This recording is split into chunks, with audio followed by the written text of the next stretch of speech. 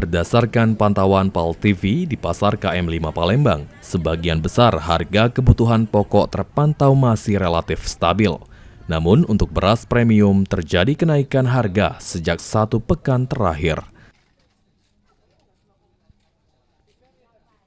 Pedagang sembako, Erma mengatakan kenaikan terjadi pada beras premium dalam kemasan 5 kg dan 10 kg.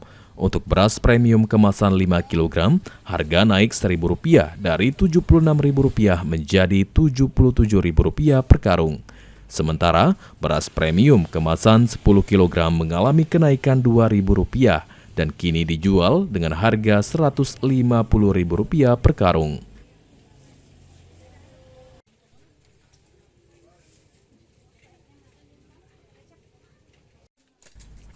Selain dalam bentuk kemasan, beras premium yang dijual secara eceran juga mengalami penyesuaian harga. Saat ini, beras premium dibanderol sekitar Rp16.000 per kilogram.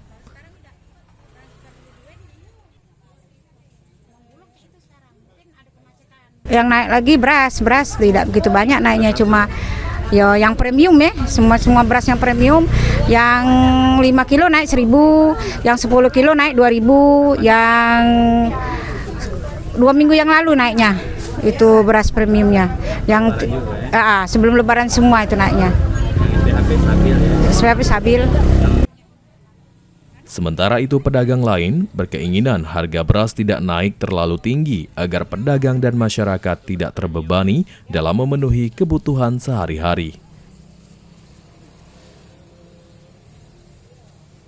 Harapannya untuk kita semua, kami sebagai pedagang sembako itu berharap harga tuh stabil baik ya. Jadi kami jualannya juga enak, tidak terlalu tinggi, pembeli juga kan.